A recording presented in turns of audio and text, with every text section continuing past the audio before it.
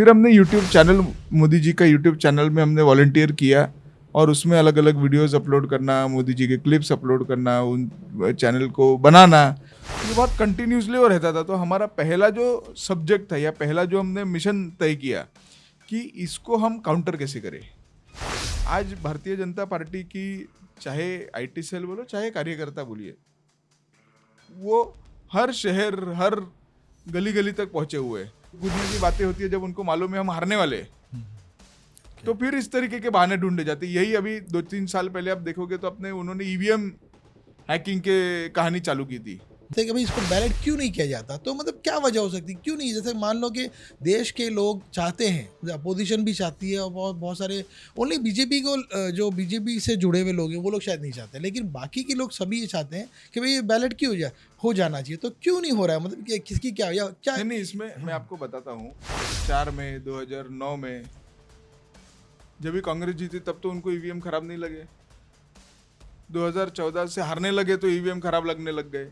है कि बीजेपी की जो आईटी सेल है ना, वो फेक न्यूज़ फैलाती हैं और पोलराइजेशन करती हैं। कि हम देखते हैं कि जो बीएमसी का काम दूर से नज़र आ जाता है कि बीएमसी का या गवर्नमेंट का काम है, चाहे वो बिल्डिंग हो या इनफैक्ट जो जो जो पार्क्स होते हैं, जो पार्क की जो बाउंड्रीज है ना, उसको देख के पता चल जाता है कि ये काम इन्फीरियर हुआ है। नहीं, इसीलिए देखिए पिछले कई सालों में शिवसेना ने जिस प्रकार से बीएमसी को चलाया, उसमें हर जगह पे करप्शन को ही उन्होंने प्रमोट किया। और आप देखिए कि उनके जो कॉरपोरेटर्स भी थे, जो अभी उद्धव जी जब चलाते थे, तो गली के गुंडे कॉरपोरेटर होते थे। अपने देश को आज़ाद हो गए 75 साल हो गए थे, परंतु ये गांव हमारे यहाँ पे ऐसा था, इस गांव में पानी नहीं था, अच्छा, इस गांव में इलेक्ट्रिसिटी नहीं थी।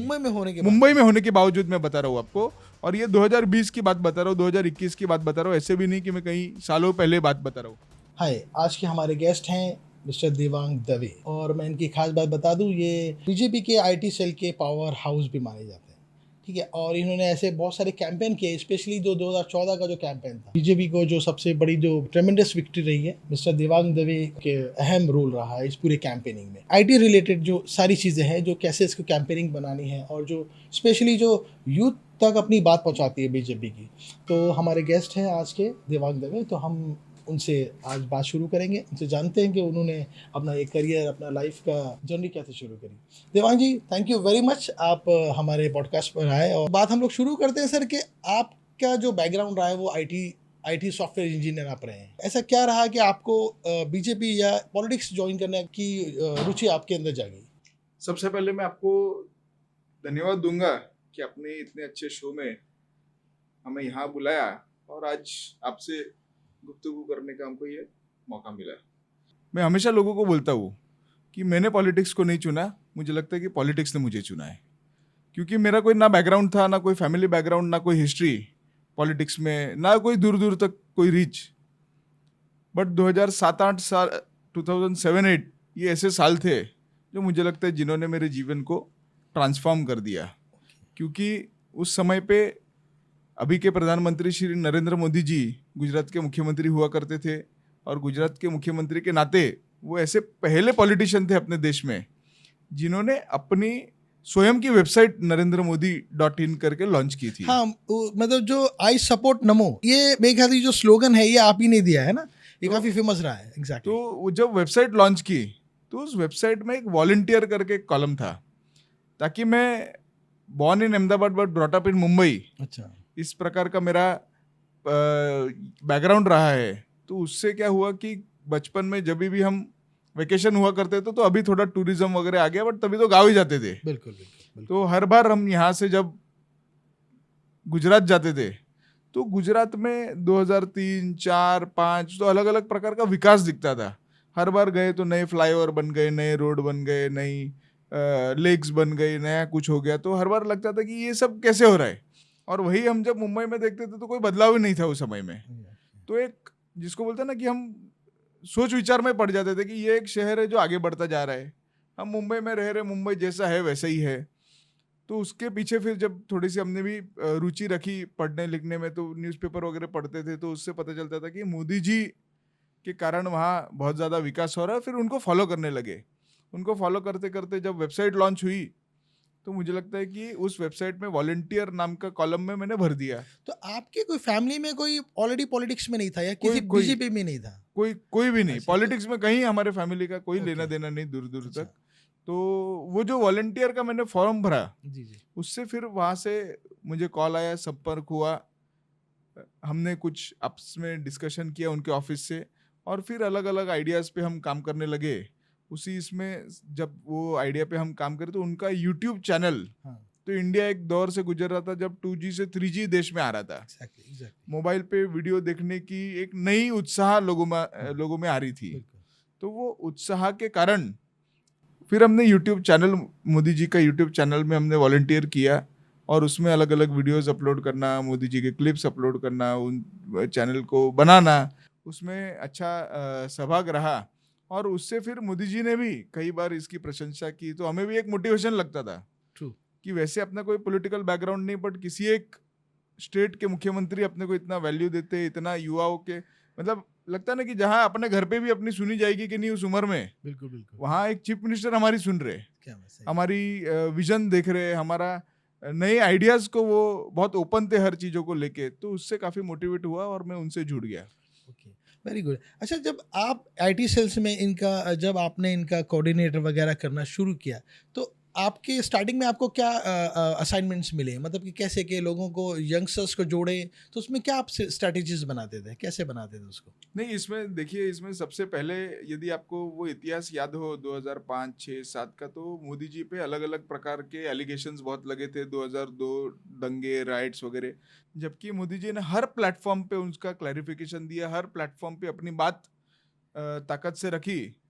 परंतु न्यूज़ मीडिया का भी उसमें एक ऐसा रोल था कि वो यदि कुछ पूरा बता देते तो तोड़ मरोड़ के कैसे कंट्रोवर्सी खड़ी करना उनके आसपास, ये बहुत कंटिन्यूसली हो रहता था। तो हमारा पहला जो सब्जेक्ट था, या पहला जो हमने मिशन तय किया कि इसको हम काउंटर कैसे करें, तो इसीलिए यूट्यूब चैनल का ये हमें बड़ा उस समय पे इस्तेमाल हमने किया कि मोदी जी जब भी कोई इंटरव्यू देते थे, कोई बाइट देते थे, तो as it is in complete sense उसको हम यूट्यूब पे डालते थे। और जब भी फिर कोई न्यूज़ चैनल या कोई और उसको चलाता था तोड़ मरोड़ के, तो लोगों के पास ऑप्शन रहता था कि वो पूरा क्या बोले, वो यूट्यूब पे जाके वो देख सकते थे। आपके पार्टी के खिलाफ अगर कोई रील आती है, तो उसको आपकी एक, मतलब एक टीम है जिसको वो ऑब्जर्व करती है, फिर उसका रिप्लाई देती है, कैसे उसको आप ऑब्जर्व करते हो, मॉनिटर नहीं, कैसे अभी करते हो? अभी तो देखिए क्या है, हमारे पार्टी में देश की सबसे बड़ी पार्टी है, तो हमारे साथ उतने वॉलंटियर्स भी जुड़े हुए हैं, उतने लोग जुड़े हुए हैं, तो कहीं ना कहीं जैसे ही कोई मिस इन्फॉर्मेशन आती है तो उसको हम तक पहुंचाई जाती है, और उसके ऊपर इफेक्टिव काउंटर, उसमें झूठ क्या है, तो वो हमारी टीम सज्ज रहती है उस चीज़ के लिए।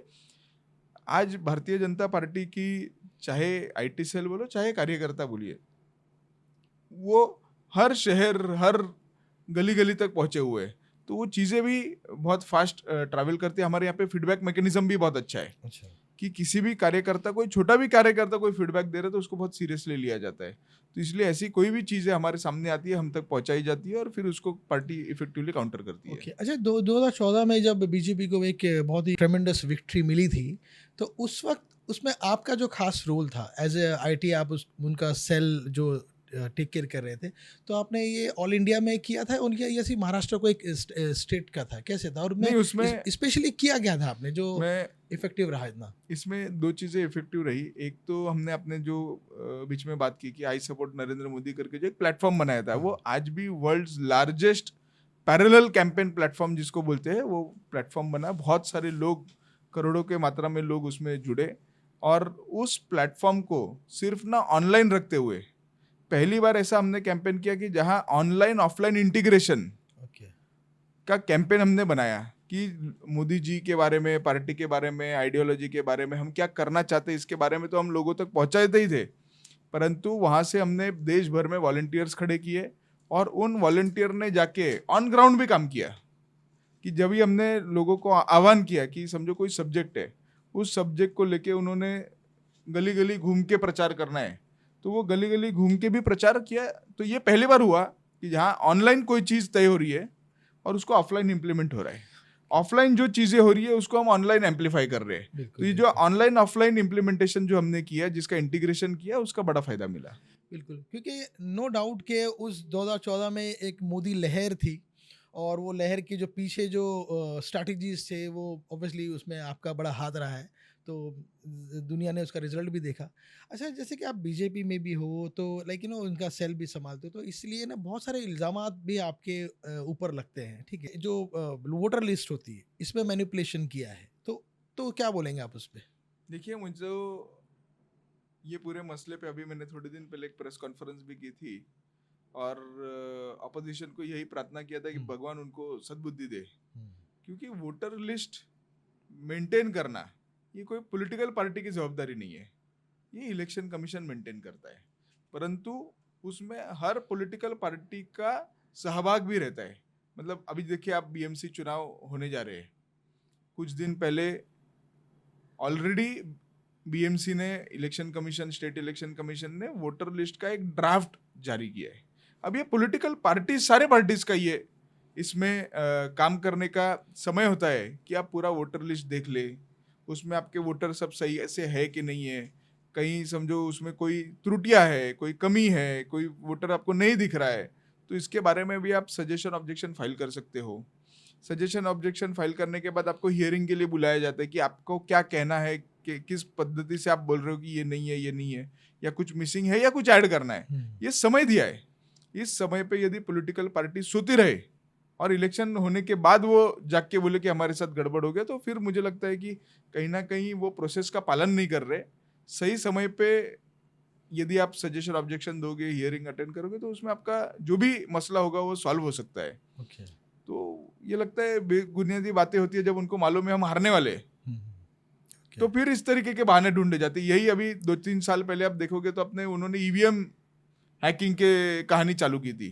हुँ, 2020, 21, 22 की ईवीएम हैक हो जाता है, आपने कहीं वोट डाला, वो वोट किसी और को चले जाता है। जबकि आप भी वोटिंग करते हैं तो आपने भी देखा होगा कि जब हम वोट दबाते हैं तो बाजू में एक पर्ची भी निकलती है। वो बिल्कुल, पर्ची किसको आपने वोट किया उसका सिंबल भी दिखाती है और एक डब्बे में गिरती है। मतलब ओके। ये लोग जो बोलते हैं ना कि बैलेट वोटिंग होना चाहिए, एक प्रकार का वो बैलेट है, वीवीपैट जो है जिसको कहा जाता है वो बैलेट ही है। अच्छा, तो यदि किसी कंटेस्टेंट को लगे कि उसके साथ कुछ गलत हुआ है, तो वोटिंग के बाद, इलेक्शन डिक्लेयर होने के बाद, रिजल्ट के बाद भी वो उस चीज को कंटेस्ट करके वो बैलेट चेक करवा सकता है। बिल्कुल। तो अच्छा, ये सब प्रावधान है। हाँ, नहीं, नहीं, आप अच्छा, एक सवाल, जब आपने बैलेट वोट के बारे में बोला है, तो कि भाई इसको बैलेट क्यों नहीं किया जाता? तो मतलब क्या वजह हो सकती है? क्यों नहीं? जैसे मान लो कि देश के लोग चाहते हैं, अपोज़िशन भी चाहती है और बहुत बहुत सारे, ओनली बीजेपी को जो बीजेपी से जुड़े हुए लोग हैं, वो लोग शायद नहीं चाहते। लेकिन बाकी के लोग सभी ये चाहते हैं कि भई ये बैलेट क्यों हो जाना चाहिए। तो क्यों नहीं हो रहा है? मतलब कि किसकी क्या या क्या? नहीं नहीं, इसमें मैं हाँ, आपको बताता हूँ, ईवीएम इस देश में लाए किसने? तब कौन से पार्टी की सरकार थी? बराबर 2004 में, 2009 में जब भी कांग्रेस जीती तब तो उनको ईवीएम खराब नहीं लगे। 2014 से हारने लगे तो ईवीएम खराब लगने लग गए। तो मुझे लगता है कि कहीं ना कहीं, और आप जो बोल रहे हो कि लोग चाहते, ये कोई लोग नहीं चाह रहे। आज भी लोग ईवीएम पे जाके वोट कर रहे हैं ना। ये तो कुछ ऑपोजिशन पार्टीज अपना बहाना ढूंढ रही है, इलेक्शन हम किस प्रकार से हार रहे हैं, तो वो ईवीएम पे डालने का प्रयास है। पर मुझे लगता है कि ईवीएम के बाजू में जो वीवीपैट लगा है वो बैलेट ही है। हुँ, वो बैलेट और उसमें कोई फर्क थोड़ी है। वही पर्ची निकलती है, उसमें लगती है, आप उसको बाद में खोल के पर्ची गिन सकते हो। ओके, तो इसमें बैलेट लाने के, और मुझे लगता है कि देश, आज दुनिया इंडिया को, इंडिया के वोटिंग इलेक्शंस को मॉनिटर करती है, देखती है, हमसे सीखती है। मैं अपने पिछले कुछ समय पहले यूएस के इलेक्शन देखे होंगे। अपने हुँ, आप को बहुत अत्याधुनिक देश मानता है, और वहां पर भी आपने देखे होंगे कि इलेक्शन रिजल्ट में या उनके बैलेट में भी वो लोग चिल्ला रहे थे कि गड़बड़ी हो रही है। तो जिसको गड़बड़ी दिखाना है वो कहीं पे भी दिखाएगा, वो हर जगह गड़बड़ी देख सकता है। दूसरा, वहां पे आप देखोगे कि इलेक्शन के रिजल्ट 2-3-4 दिन काउंट ही हो रहे, हुँ, और हमारे यहाँ पे जिस दिन रिजल्ट तय होता है, सुबह काउंटिंग चालू होती है, शाम तक रिजल्ट डिक्लेयर होके सब अपने घर चले जाते हैं। तो हम यदि किसी देश से आज दुनिया से आगे है, और हमारे प्रक्रिया में आज दुनिया भी मानती है कि ये प्रक्रिया कितनी हुँ, बढ़िया तरीके से चल रही है, तो मुझे लगता है कि ये सब बेबुनियादी बातें हैं। ऑपोजिशन इसमें ढूंढ रही है, और कोई लोग ये सब चीज़ों पे विश्वास नहीं करते, क्योंकि वो जिसको वोट करते लोग जानते हैं कि वो किसको वोट करना चाह रहे। और जब मैक्सिमम लोग जिस पार्टी को वोट कर रहे हो पार्टी की सरकार बनती है तो लोगों के मन में भी शंका नहीं रहती। और इसलिए आप देखो कि 2021-22 में जो वोट चोरी अपने ईवीएम से चालू हुआ था कि ईवीएम हैक हो रही है, आज वो ईवीएम हैक की बात नहीं कर रहे क्योंकि अभी लोग मानने नहीं रहे। कई बार इलेक्शन कमीशन ने बोला कि ये ईवीएम लेके जाइए, हमारे पास हैक करके दिखाइए। कई प्रयास हुए बट कभी कोई इसमें हैक करने का कोई प्रावधान उनको मिला नहीं, या किसी ने दिखा नहीं पाया। सुप्रीम कोर्ट में गए, अब आप सुप्रीम कोर्ट को भी नहीं मानोगे क्योंकि आपको नैरेटिव सूट नहीं होता। तो मुझे लगता है ये किसी प्रकार से अपनी हार के लिए वजह ढूंढने के कारण है। यदि वो अपने आप में कारण ढूंढते तो शायद कुछ बेहतर कर पाते और शायद ये परिस्थिति उनको नहीं मिलती। दूसरा इल्ज़ाम जो आप पे लगता है कि बीजेपी की जो आईटी सेल है ना, वो फेक न्यूज़ फैलाती हैं और पोलराइजेशन करती हैं, क्या क्या बोलेंगे आप इस पे? नहीं, मुझे लगता है कि आज पार्टी की कोई ऐसी परिस्थिति नहीं कि जहां फेक न्यूज़ चलानी पड़े कांग्रेस की तरह, कि जहां स्वयं राहुल गांधी जैसे नेता अपने भाषण में कहीं फेक न्यूज़ चलाते हैं। और पार्टी सरकारें आज लोगों के हित में काम कर रही है, तो इसमें फेक न्यूज़ कहाँ से बनाने की जरूरत पड़ सकती है। और रहा पोलराइजेशन का विषय, भारतीय जनता पार्टी, उनके सारे नेता और कार्यकर्ता एक चीज के ऊपर बहुत स्पष्ट है कि यहाँ पे किसी का भेदभाव नहीं होता। Every India is looked as equal. और ये शायद कुछ लोगों को, कुछ पार्टियों को नहीं जमता, क्योंकि कुछ ऐसे समुदाय थे जिनको बाकियों से ज्यादा मिलने की आदत सी हो गई थी, तो वो अभी नहीं मिल रहा, तो वो दिक्कत हो रही है। जहां पिछले प्रधानमंत्री बोलते थे कि किसी एक समुदाय का पहला अधिकार है इस देश के सारी चीजों के ऊपर, आज वो अधिकार समान हो गया, तो शायद कुछ लोगों को खटकता है, उससे वो बोलते कि पोलराइजेशन होता है। यदि ये पोलराइजेशन है तो हाँ, भारतीय जनता पार्टी करती है। जो इलेक्ट्रल बॉन्ड जो है, लोग बोलते हैं कि ये लीगलाइज ब्राइबरी है, मतलब करप्शन है, कि लोग ऐसा बोलते हैं क्योंकि उसमें सबसे ज़्यादा ऐसा लगता है कि बीजेपी को ही फंडिंग होती है। तो इसके बारे में आप क्या बोलेंगे? नहीं, आपने बीच में देखा होगा, अच्छा टॉपिक आपने ये आज ये सेशन में निकाला कि इलेक्ट्रल बॉन्ड सरकार एक व्यवस्था के तहत ले आई थी कि जब भी देखिए चुनाव है, पॉलिटिकल पार्टियां है, पार्टी को फंडिंग लगती है, उसमें कोई दोहराई नहीं है। पर इसमें फंड कौन करता है? पॉलिटिकल पार्टियों को सर्वसाधारण नागरिक से लेके अच्छे बड़े कॉरपोरेट सारे पार्टियों को फंड करते हैं। और फंड करने का इसके पहले सारे जो तरीके थे वो जनरली ब्लैक मनी को प्रोत्साहन करते थे। जो हमने देखा होगा, तो मोदी जी ने जब से प्रधानमंत्री बने हैं, ब्लैक मनी के ऊपर उन्होंने बड़ा काम करने की कोशिश की है, कैसे घटाई जाए, लगातार ब्लैक मनी का इस्तेमाल कैसे कम हो, उसके ऊपर काम किया। तो उसके तहत पॉलिटिकल करप्शन या पॉलिटिक्स में ब्लैक मनी का जो इस्तेमाल पहले होता था उसको भी कहीं ना कहीं रोक लगे। इसीलिए इलेक्ट्रल बॉन्ड की पद्धत लाई कि जहाँ पे साधारण व्यक्ति हो, कोई कॉर्पोरेट हो, कोई हो, वो पॉलिटिकल बॉन्ड खरीद सकता था। वो पॉलिटिकल बॉन्ड वो चाहे किसी भी पार्टी को दे दे, हाँ, उसका पता ना लगे। हाँ। क्या होता है, जनरली एक टेंडेंसी होती है कि मैंने यदि रूलिंग पार्टी को दिया या ऑपोजिशन को दिया, कल पता लग गया तो वो दूसरी पार्टी आएगी तो हो सकता है परेशान करने की कोशिश करे, तो वो सब चीजें ना हो। तो इसीलिए उन्होंने एक ऐसी नियमावली बनाई कि आप बॉन्ड खरीदिए। जैसे होता है ना कि हम मार्केट में गए, हमने कुछ चीजें खरीदी जिसकी 10 कॉपियां सेम है और मैंने किसको बांट दी से मुझे पता है, चाहे मैंने 10 एक को दी 10। और दूसरा, फिर बीच में इस पे भी केस चले, सुप्रीम कोर्ट ने ये इलेक्ट्रल बॉन्ड भी कहीं खारिज कर दिया और सारा डेटा पब्लिक डोमेन में डाल दिया। और तभी आपने शायद देखा होगा कि जितना erectile bond Bharatiya Janata party को मिला था उतना ही इलेक्ट्रल बॉन्ड टीएमसी को मिला था, उससे ही थोड़ा आगे पीछे का बॉन्ड कांग्रेस को भी मिला था, उतना ही बॉन्ड समाजवादी पार्टी को भी मिला था। तो भारतीय जनता पार्टी तो फिर भी नेशनल पार्टी है, उतने ही पैसे स्टेट पार्टी को भी कहां से मिल रहे फिर? तो मुझे लगता है कि ये एक कवायद थी सरकार की ब्लैक मनी को पॉलिटिक्स में कम करने की, बट उसमें सुप्रीम कोर्ट ने कुछ निर्णय दिया। एक्चुअली वो स्टैटिस में है नहीं, पर मैं चेक करूंगा उसको। एक्चुअली जब आप बोल रहे हैं तो मैंने क्या देगा। तो चलिए, ये तो सवालात तो काफ़ी हैं, मतलब इल्ज़ामात तो है। अभी जैसे आने वाले मुंबई के अंदर कॉरपोरेशन के इलेक्शंस हैं, ठीक है, तो उसको रिलेटेड देवांग जी मैं कुछ आपसे रैपिड सवालात करना चाहूँगा ताकि हमारी ज्यूरिसडिक्शन में जो लोग हैं उनको एटलीस्ट पता चले कि आपके प्लान्स क्या हैं फ्यूचर के लिए। अगर तो हम लोग शुरू करते हैं। बिल्कुल। हमने कुछ क्वेश्चंस तैयार करें जो हम हर कॉर्पोरेटर से पूछेंगे जो कॉन्टेस्ट करने वाला है। तो इसीलिए वो जो क्वेश्चंस हैं हम देवांग जी से पूछते हैं, देखते हैं उनके जवाबात ये कैसे देते हैं। तो देवांग जी आप रेडी हैं? बिल्कुल रेडी है। ओके। पिछले 10 सालों में कभी भी आप ऐसे एरिया में गए हैं without any campaigning, without any कैमरे के, विदाउट एनी प्रोडक्शन के, जहाँ पर आपको लगना चाहिए कि भाई कि हमारे एरिया में कैसे लोग रह रहे हैं? कभी आप गए पिछले 10 साल में? एक दो वाकया? नहीं, एक दो वाक्य नहीं है, ऐसे कई वाक्य है कि हम जहाँ पर भी जाते नॉट नेसेसरी हम कैमरा लेके जाते हैं, नंबर 1। नंबर 2, हम लोगों की समस्या जानने जाते हैं और उस समस्या के ऊपर समाधान कैसे हो इसके ऊपर काम करते हैं। और उस चीज़ के लिए हमें, मुझे नहीं लगता कि कभी मेरे को कोई कैमरे की ज़रूरत पड़ी हो।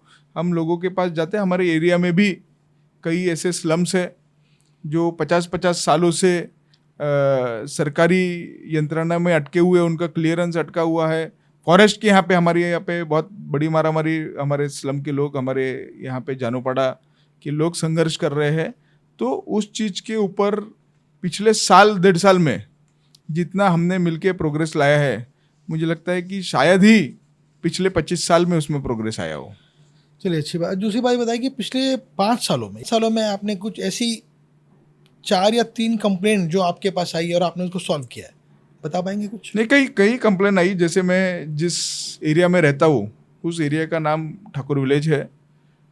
ठाकुर विलेज में हमारे पास बड़े मात्रा में अतिक्रमण की कंप्लेन आती थी कि बड़े मात्रा में लोगों ने रोड के ऊपर, फुटपाथ के ऊपर अतिक्रमण करके रखा है, एनक्रोचमेंट करके रखा है। और 20-20 साल ये एनक्रोचमेंट वैसे के वैसे रहे और बड़े ही है।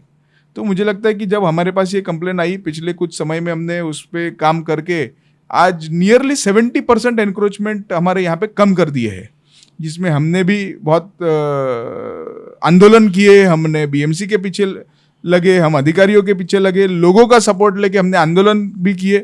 तो मुझे लगता है कि इसमें बड़ा प्रोग्रेस 20 साल बाद पहली बार 70% एनक्रोचमेंट हमारे विभाग में, ठाकुर विलेज में कम करके एक बड़ा सोल्यूशन हम लाए। नंबर 2, हमारे यहाँ पे तकरीबन 650 परिवार ऐसे हैं जिसका पिछले 10 साल से रिडेवलपमेंट रुका हुआ है। मतलब उनका घर तोड़ दिया है, उनके ऊपर घर बिल्डर अभी दे नहीं रहा है, उनको रुका हुआ है अभी भी। तो उनको काफ़ी परेशानियों का सामना करना पड़ रहा है। टाइम से उनको रेंट नहीं मिल रहा है, टाइम से उनकी समस्याओं को कोई सुनने वाला नहीं था। 10 सालों में इतनी दुर्दशा है कि बहुत ज़्यादा नेताओं ने भी उनकी सुनी नहीं। परंतु हमारे पास जब वो विषय आया, हमने पिछले साल भर में उनकी कई मीटिंग्स, मिनिस्ट्रियल मीटिंग्स हमने करवाई और उसके माध्यम से हाउसिंग, MOS हाउसिंग पंकज भोयार जी के माध्यम से हमने उस पूरे प्रोजेक्ट पे इंक्वायरी भी बिठा दी। सो हमारे पास जितने भी लोगों के विषय आते हैं उसको हम बहुत सीरियसली लेते हैं, क्योंकि हमारे लिए लोग सर्वोपरि है। तीसरी ऐसी बड़ी समस्या बताता हूँ जो मैं फॉरेस्ट का आपको बता रहा था कि हमारे यहाँ पे झाड़ूपाड़ा करके एक स्लम है। उस स्लम में 50 साल से वो जो जमीन है वो विवादित है कि वेदर इट इज फॉरेस्ट और नॉट। अच्छा, ओके। और जबकि उसके ऊपर हर कोई नेता यही लिखता था कि फॉरेस्ट पे बसे हुए लोगों का समाधान किया जाए। पर हमने जब डॉक्यूमेंटेशन निकाले, हमने सब इंफॉर्मेशन निकाली, तो उसमें समझ में आया कि वो जमीन फॉरेस्ट है कि नहीं, यही विवाद है। तो बाकायदा कुछ लोगों ने ये डिक्लेयर कर दिया था कि ये फॉरेस्ट ही जमीन है, जबकि वो नहीं है। सुप्रीम कोर्ट के रूलिंग्स है उसके ऊपर हाई कोर्ट का अभी स्टेटस को का लेटेस्ट ऑर्डर है। और 2015 में वो जमीन जो है वो फॉरेस्ट से फ्री भी हो चुकी थी, बट लोगों को किसी ने बताया नहीं। तो हम लोगों के इंटरेस्ट में काम कर रहे हैं। हमने कई प्रश्न भी इसके ऊपर विधान परिषद में पूछे, हमारे नेता श्रीकांत भारतीय जी के माध्यम से पिछले सेशन में उसको हमने वहाँ पर भी लिया और उसमें कमिटमेंट अभी मिनिस्टर्स ने किया है कि आने वाले समय पे उसकी मीटिंग लेके उस विषय को भी हल निकालेंगे। Good, very good. ये जैसे कि मैं ये पूछना चाहूँगा कि पिछले 5 सालों में कभी ऐसा हुआ है कि कुछ आपके एरिया के लोगों को कुछ ज़रूरत रहेगी पैसों की, किसी भी फंड की, आपने MLA या MP का फंड ना इस्तेमाल करते हुए कभी आपने अपने जेब से कुछ लगाया, आपने खुद नहीं? का पैसा? आप देखिए कि हम जब लोगों में काम करते हैं तो एरिया में लोग अलग अलग प्रकार के छोटे मोटे फेस्टिवल मनाते हैं, उनके मेडिकल इश्यूज़ रहते हैं, उनके एजुकेशन इश्यूज़ रहते हैं। तो हम ये अलग अलग विषय पे बिल्कुल लोगों को मदद करते हैं और इसमें MP MLA फंड का कहीं यूज हो ही नहीं सकता ये सब विषयों में, तो उसमें हम बिल्कुल ये कर। कभी ऐसा रहा है कि आपने कभी स्लम्स डिवेलर के साथ कभी उनके साथ वक्त गुजारा है, रात गुजारी है कि उनका सिचुएशन देखने के लिए, कभी ऐसा हुआ है? हम हर दिन गुजारते हैं, ये हमारे लिए कोई नई बात नहीं है। स्लम ड्वेलर मतलब मैं खुद भी बहुत छोटे परिवार से आता हूँ, तो मेरा घर भी 180 स्क्वायर फीट का ही था जब मैं छोटा था, और वही समस्या जो आज वो उन पे बीत रही है, तो मेरे बचपन में मैंने वो समस्या देखी हुई है। तो मुझे लगता है कि हम हर दिन, हमारे जो लोग हैं विभाग के लोग हैं, मैं हर दिन उनको मिलने जाता हूँ, हर दूसरे दिन किसी न किसी के घर पे खाना खाता हूँ, किसी न किसी घर पे चाय पीता हूँ। तो हमारा संपर्क उनसे बहुत लगातार चलते रहता है और हम उनके कॉज के लिए कमिटेड है। दूसरा सवाल ये है कि आपने कभी बीएमसी के अगेंस्ट में कभी आरटीए कुछ फाइल किया है कि भाई कि बीएमसी काम नहीं कर रही है, कभी ऐसा कुछ रहा है? नहीं, ऐसा है लकीली मेरे पिछले कई सालों के अनुभवों में, जो मैं स्टेट लेवल नेशनल लेवल पे काम करता हूँ, तो मेरे अधिकारियों से के साथ भी काफ़ी अच्छे संबंध है। तो ऐसा कभी मौका बहुत ज़्यादा आया नहीं कि जहाँ अगेंस्ट में कुछ करना पड़े, पर ज़रूर जभी मेरे पास विषय आए तभी मैंने अधिकारियों से बात की है। और क्योंकि जेन्युइन कॉज होता है और हम बहुत जेन्युइनिटी से जाते, तो हमारे मैक्सिमम विषय बीएमसी के अधिकारी ले ही लेते। कुछ ऐसे मौके ज़रूर आए हैं कि जहाँ पर कुछ अधिकारी थोड़ा सा होता है ना कि अपना मनमानी करने के लिए कोशिश करे या अपना कोई उल्लू सीधा करने की कोशिश करे, तो वो हम होने नहीं देते, तो आपने क्योंकि action हमको लिया मालूम है कि सिस्टम कैसे चलता है। Very good. आप एक दो आपके जो एरिया में जो विमेंस हैं या वीडियोस हैं, कभी आप किसी को पर्सनली जानते हैं कि भाई इसकी, या एक दो नाम बोल सकते हैं कि भाई इस XYZ का नाम है, मैंने हाँ उनकी हेल्प करी, या मेडिसिन के थ्रू या राशन वगैरह के थ्रू, ऐसा कुछ हुआ? नहीं, ऐसे तो नाम हम काफ़ी ले सकते हैं, बट परंतु किसी का नाम लेना, देखिए मैं आपको बताता हूँ, जब हम कोई नेकी करते हैं तो किसी का एहसान जताने के लिए या किसी को पब्लिकली बोलने के लिए नहीं करते, फिर वो समाज में उनके भी बारे में लोग थोड़ा सा अलग तरीके से सोच सकते हैं, तो नाम लेना टालूंगा। बट मैं आपको बताता हूँ कि हमारे विभाग में कई ऐसे लोग हैं जिसके यहाँ पर हम दवाइयाँ पहुँचाते हैं, कई ऐसे लोग हैं जिसके एजुकेशन में मदद करते हैं, कई ऐसे लोग हैं जिसको हमने स्किल डेवलपमेंट के माध्यम से ट्रेनिंग करा के उनको जॉब पे रखवाया है। अभी हम लेटेस्ट तौर पे पूरे हमारे विभाग में हम युवाओं को जो लेटेस्ट टेक्नोलॉजी की ट्रेनिंग जिसको कहा जाता है, जिसको आजकल जो आने वाले समय में पॉपुलर होने वाला है, सबसे ज़्यादा नौकरी मिलने वाली, वैसा ड्रोन फ्लाइट ट्रेनिंग की फ्री ऑफ कॉस्ट हम हमारे यहाँ के युवाओं को रजिस्टर करके उसका ट्रेनिंग और लाइसेंस दिलवाने वाले हैं। तो हम कई काम करते रहते हैं और इसमें कोई दोहराई नहीं, सिर्फ यह है कि हम इस प्रकार का जो इंडिविजुअल मदद करते हैं उसको पब्लिकली बोलना पसंद नहीं करेंगे। अच्छी बात है। अच्छा, दूसरी एक और सवाल जो नया, कभी जो सैनिटरी वर्कर्स होते हैं, कभी उनके साथ में खड़े होकर कभी आपने नाला वगैरह साफ करवाया, डायरेक्शन दिया कि भाई ये करो, ये मत करो, उनके साथ में खड़े होकर? देखिए, ऐसा है, मुझे लगता है कि कई कॉरपोरेटर्स कुछ स्टंटबाजी में ज़रूर उतरते ये सब चीज़ों के लिए, परंतु यदि आपका इफेक्टिव गवर्नेंस मॉडल रहे, आपका एडमिनिस्ट्रेशन इफेक्टिव रहे, तो आपको मालूम है कि अधिकारियों पे जिम्मेदारी डालना कैसे, उससे काम करवाना कैसे। ज़रूर हम मॉनिटर करने जाते हैं, उस चीज़ों को हम देखते कि इफेक्टिवली वो करते नहीं करते, और नहीं करते वहाँ डंडा भी लगाते और उनके सीनियर अधिकारी को भी बुला के ले आते कि इसकी जिम्मेदारी हम, क्योंकि देखिए पॉलिटिक्स में आप समझिए कि पॉलिटिक्स में एक एडमिनिस्ट्रेटिव रोल बड़ा है और आपको एडमिनिस्ट्रेशन से काम कराने भी आना चाहिए। तो कई बार होता है ना कि फोटोबाजी, स्टंटबाजी, ये एक पार्ट हो गया उसका, बट मुझे लगता है कि यदि आपको आता है तो वो फोटोबाजी, स्टंटबाजी की जरूरत नहीं, आपको काम हो जाना चाहिए, तो हम बराबर से उनके पास से काम करा के लेते हैं। अच्छा, दूसरा सवाल ये है, जो आपने कभी अपने स्कूल के किसी गरीब बच्चे की या ऐसा कुछ पर्टिकुलर फीस वगैरह भरी है? कई लोगों की भरते हैं। उसमें देखिए ऐसा है कि एजुकेशन एक ऐसा मामला है, अब जैसे मैंने कहा कि ये एंटी एनक्रोचमेंट ड्राइव वगैरह की, तो उसमें ऐसे कुछ परिवार थे जो आए हमारे पास कि उनके बच्चों को पढ़ने की परेशानियां वगैरह होती थी, तो उस समय पे भी हमने कहा कि आपके बच्चों की फीस का चिंता आप मत करिए। तो हम करते हैं ये सारी चीज़ें। मुझे लगता है कि एजुकेशन के ऊपर जितना करे उतना कम है। Very good. अच्छा, ये जो सवाल मैं कर रहा हूँ, ये मतलब मेरा इंटेंशन आपसे, हम मतलब कि बहुत सारी टीम हो जाती है, तो लेकिन मैं चाहूँगा कि आप अपने आप को लीजिए कि मैंने किया है। मैं ये जानना चाहता हूँ, कभी आपने किसी बच्चे को कुछ, उसको बीमार हो गया या वो उसको किसी प्राइवेट हॉस्पिटल में कभी आप ले गए हैं खुद? या अपनी जो अपने सर्कल के साथ मिल से, और भाई ये बीमार हो गया, इसको हम सरकारी हॉस्पिटल में नहीं, हम इनको प्राइवेट में एडमिशन नहीं ऐसा है, देखिए मैं आपको बताता हूँ, इसमें प्राइवेट हॉस्पिटल सरकारी हॉस्पिटल इस तरीके से हम नहीं देखते। उस बच्चे का जहाँ अच्छा इलाज हो उसके लिए हम काम जरूर करते हैं। और इसमें हमको बड़ा सहायता जिसको हम बोलते हैं, तो मुख्यमंत्री साहब देवेंद्र फडणवीस जी का अपना मुख्यमंत्री सहायता निधि उन्होंने लॉन्च किया, उसकी भी सहायता हमेशा होती है। तो हम जब भी हमारे पास ऐसा कोई केस आता है कि कोई बीमार है कोई, तो उसको तुरंत लेके जाके जो भी नजदीकी हॉस्पिटल हो, चाहे वो बीएमसी हो चाहे वो प्राइवेट हो, वहाँ भर्ती करके उनका इलाज करवाना हमारा प्रायोरिटी रहता है। ये देखते नहीं बैठते कि कौन सा हॉस्पिटल है, उनको इलाज अच्छा कहाँ मिलेगा, ये हमारा फोकस होता है। आप ऐसे कोई जो पहले जो कॉर्पोरेटर है जो सबसे बड़ा झूठ बोलते थे, क्या आपको लगता है कि जो पुराने जो कॉर्पोरेटर है तो सबसे बड़ा झूठ ये बोलते हैं? कोई ऐसे आपको लगता है कि भाई कॉर्पोरेटर सबसे बड़ा झूठ यही बोलते हैं? ऐसा कुछ आपको कुछ उनके वर्ड्स याद है, डायलॉग्स याद है, क्या लगता है? नहीं देखिए, इसमें ऐसा है, कई कॉर्पोरेटर होते हैं ना कि खाने के दांत अलग दिखाने के दांत अलग। ये मैंने काफ़ी चीज़ें मुंबई में ऑब्जर्व की है। तो हर बार जब भी कोई लोग उनके पास विषय लेके जाएंगे कि नहीं नहीं हम करेंगे हम करवाएंगे, वो 2-3 दिन दिखाते भी है करते भी है, फिर सामान्य परिस्थिति हो जाती है। जैसे मैं अतिक्रमण की बात करता हूँ, हमारे पहले भी जितने कॉर्पोरेटर रहे होंगे उन्होंने हर बार लोगों ने ये बातें की है। हमारे यहाँ के लोग इनफैक्ट सुप्रीम कोर्ट तक भी गए थे कि अतिक्रमण हटाओ करके, कई ऑर्डर्स भी आए, परंतु 20 साल में वो ऑर्डर्स कभी इंप्लीमेंट नहीं किए। अभी हमने वो सब चीजों को मुद्दा लेके इंप्लीमेंट करके 70% एनक्रोचमेंट कम कर दिया। तो हमारा यदि विल है, हमने किया, तो ये पहले भी हो सकता था। ठीक, बट पॉलिटिकल विल कभी किसी ने दिखाया नहीं इस बारे में। ये बात भी अच्छा। फ्यूचर के लिए कुछ, जैसे कि आप जीत जाते हैं तो अब उसके बाद आप क्या करें, उससे जुड़े कुछ सवालात हैं आपसे। अगर आपके जीतने के बाद क्या आप अपना नंबर पब्लिक करेंगे कि भाई 24/7 मेरा नंबर ऑन है और मेरी एक बैठने की जगह है, जब भी जिसको दिल करे वो आके मिल सकता ओपनली? जीतने के बाद नहीं, मेरा नंबर आज भी पब्लिक डोमेन में है। आज भी हमारी जनता या हमारे लोग सब, मेरा पर्सनल नंबर, मेरा एक ही नंबर है। अच्छा, वही नंबर सबके पास है और उसी नंबर से मेरा संपर्क लोगों से रहता है।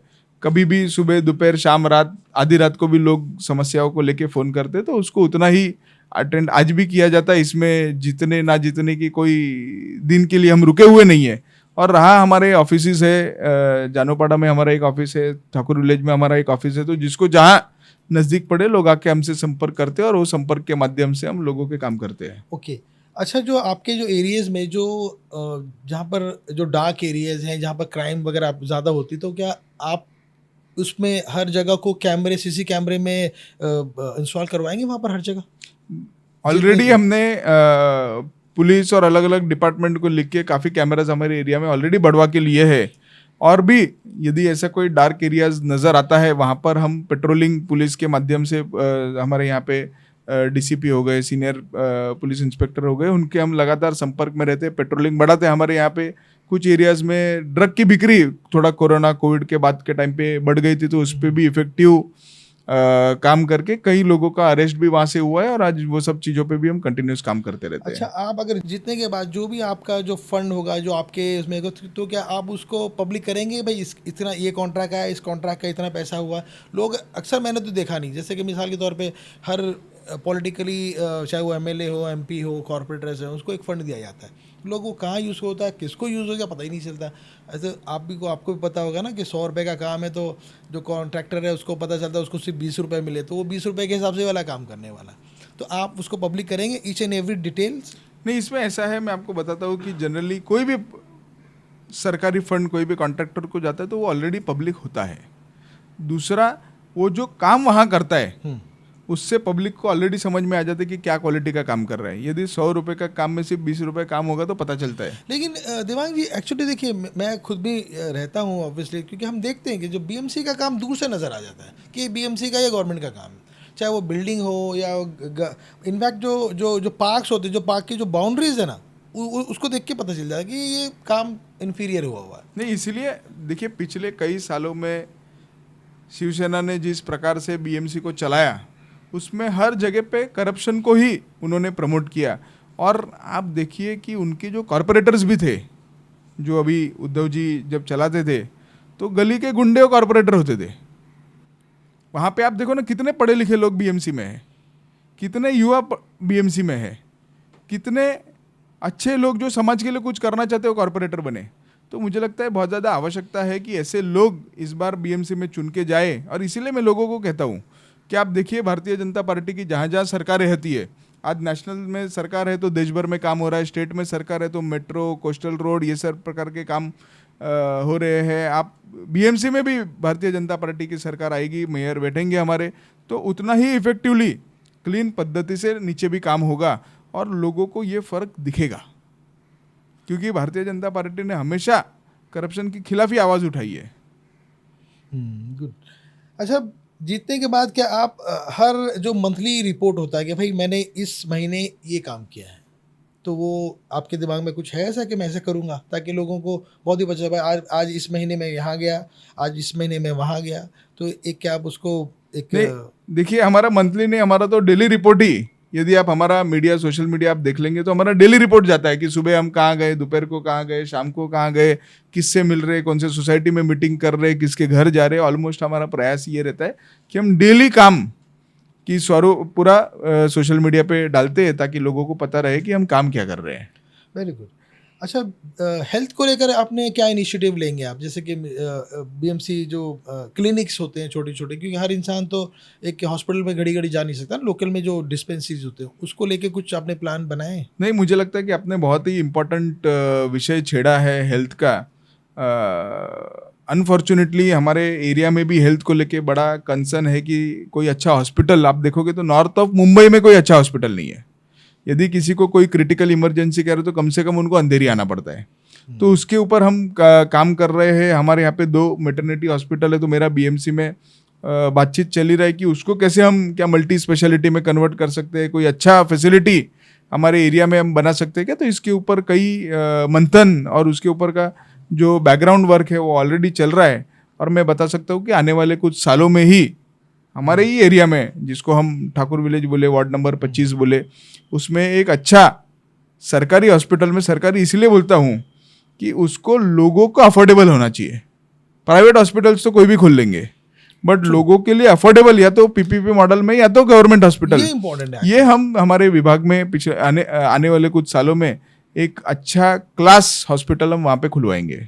ओके, मतलब प्लान्स हैं आपके सेट? बिल्कुल प्लान है। अच्छा, दूसरी बात, जैसे कि कोई अगर आपके पास कंप्लेन लेकर आता है बीएमसी को लेकर या जो भी है, या उसमें जो उनका जो बीएमसी का जो ऐप है उसमें अगर कंप्लेन आपके वार्ड या आपके जो एरिया के लिए डालता है, तो क्या आप मेक श्योर करेंगे कि वो 15 दिन के अंदर सॉल्व हो जाए? मुझे लगता है आपने 15 दिन तो बहुत ज़्यादा बोल दिया है। हमारे पास कंप्लेन आती है तो हम कोशिश करते हैं कि विद इन 24 आवर्स वो कंप्लेन सॉल्व हो जाए। हमने एक मैकेनिज्म बनाया है। Very good. हमारे यहाँ पे पूरे एरिया का एक व्हाट्सएप ग्रुप है जिसमें 1000-1500 जन जुड़े हुए हैं। उसमें लोग, और हमने लोगों में भी अवेयरनेस की है कि ये सिर्फ बीएमसी का, ये सिर्फ कॉरपोरेटर का, ये सिर्फ किसी नेता का, ये सिर्फ किसी अधिकारी का काम नहीं है। ये जन सहभागी से होना चाहिए, क्योंकि हर दिन लोग रास्ते पे होते हैं, लोग आते जाते, उनकी समस्या यदि बताएंगे तो उसके ऊपर समस्या हम हल कर सकते हैं। तो आज हमारे यहाँ पे समझो कोई खड्डा हो गया, वो खड्डे का फोटो लोग मेरे को निकाल के भेज देते हैं।